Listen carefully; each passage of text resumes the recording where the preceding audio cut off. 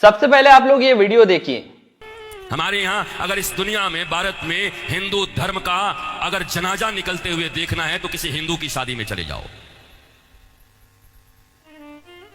शास्त्र कहता है सूर्यास्त के बाद वेद के मंत्र पढ़े नहीं जा सकते। तुम राक्षसों की तरह अर्धरात्रि में विवाह कर रहे हो। अरे वो काल कुछ और था जब मुगल तुम्हारे यहां थे। रात के अंधेरे में बहू बेटियों को उठाकर ले जाते थे, दिन के उजाले में ले जाते थे, तो रात में छुप छुप करके अंधेरे में विवाह कर दिया करते थे। अब कौन मुगल और कौन अंग्रेज तुम्हारे पीछे पड़ा है? क्यों नहीं तुम सूर्यास्त के पहले विवाह करते हो, अभिजित मुहूर्त में करते हो? वेद तो वही कहता है। तो तुम्हें तो ये भी ज्ञान नहीं है।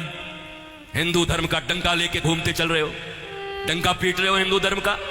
तुम्हारे विवाह में देवताओं का कितना अपमान होता है। अरे विवाह में दो प्रकार के कार्ड बनाओ। विवाह एक संस्कार है, विवाह एक यज्ञ है। अरे भैया खाने पीने खिलाने वाले के लिए एक दिन रिसेप्शन जो करते हो कर दिया करना, पर विवाह में बड़े लिमिटेड लोगों को बुलाया करो। अपने अपने परिवार, वो भी जो सनातन संस्कृति को मानते हैं, पवित्र रहते हैं। विवाह संस्कार में देवता आते हैं तुम्हारे द्वारा किए गए यज्ञ के भाग को लेने के लिए। अरे नाक पोंछते हुए, कान खुजाते हुए, पता नहीं क्या क्या करते हुए अगर तुम किसी को भोजन दो तो तुम्हारा बच्चा भोजन नहीं करता। ऐसे ऐसे आंख करके बच्चे को दो, छी मम्मी कितनी गंदी हो तुम। और देवता आते हैं तुम्हारे बेटे और बेटियों के विवाह में। वो एक यज्ञ होता है। कोई शराब पी के खड़ा होता है, कोई गांजा पी के खड़ा होता है, कोई गुटके खाए रहता है, चमड़े के बेल्ट पहने रहते हैं, जूते पहने रहते हैं। 3 घंटे तक दूल्हा उपवास नहीं रह सकता। कोई फूफा बन के पेप्सी ढकेल देता है, कोई जीजा बन के कोक ढकेल देता है। अरे आज 3 घंटे जो अपने सिया को, अपनी जानकी को पाने के लिए उपवास तक नहीं कर सकता, वो क्या पालेगा अपनी पत्नी को, धर्म पत्नी को? ये कोई विवाह है? ये कोई सनातन संस्कृति है? और इसी को तुम विवाह कहते हो। विवाह यज्ञ है, यज्ञ है। इसलिए हमारे यहां तलाक और डिवोर्स का कोई सिस्टम नहीं है।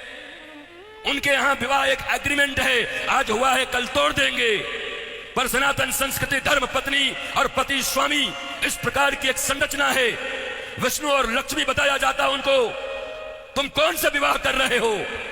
अंग्रेजों के पिट्ठुओं, अंग्रेजों के गुलाम बड़े बन गए हो। भारत के पैसे खा करके उन पैसों से भारत को यह दिखा रहे हो अंग्रेजों और पाश्चात्य संस्कृति की तरह विवाह करके साधारण भारतीयों के मन में लोभ उत्पन्न कर रहे हो।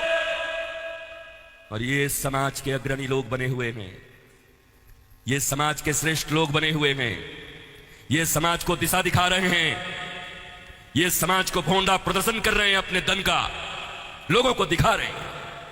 एक गरीब बेचारा विवाह करने में भी लज्जा करता है, इतना आडंबर बना दिया।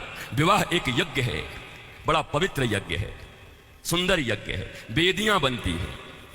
हमारे यहां दूल्हे दुल्हन उनके वस्त्र कैसे होते थे देखो। आज के 50 साल पहले ही देखो ना, 50 साल पहले के फिल्म देख लो बॉलीवुड में, तो समझ जाओगे कैसे वस्त्र पहन करके विवाह करता हमारे यहां पर। क्योंकि बॉलीवुड भी या सिनेमा भी समाज का दर्पण होता है। और अब बदले हुए बॉलीवुड को देख लो कि अब कैसे विवाह करते हो।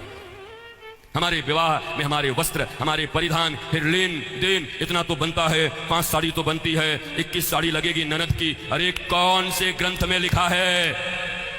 कोई माई का लाल भारतवर्ष में किसी शास्त्र में मुझे दिखाए? कहां लिखा है ये लेन देन? तुम्हारी बुढ़िया पुराण में होगा। लोभियों के बनाए गए कानून, लोभियों के बनाए गए नियम। अरे जरा सोचो, एक बच्ची, एक बेटी अपना नाम, अपना गोत्र छोड़कर आती, अपना टाइटल छोड़ करके आती, अपने घर परिवार, माता पिता भाई बहन सखी सहेली छोड़कर आती, और तुम्हारे वंश को बढ़ाने के लिए तुम्हारे घर में आती है। उसको भी टीवी, फ्रिज और कार के लिए मिट्टी, तेल और पेट्रोल से जला देते हो। तुम्हें शर्म नहीं आती? भारतवर्ष में जन्म लेकर बैठे हो। तुम्हारी बाजुओं और भुजाओं में अगर शक्ति है तो अपने पैसे से कार खरीद लो, अपने पैसे से फ्रिज खरीद लो।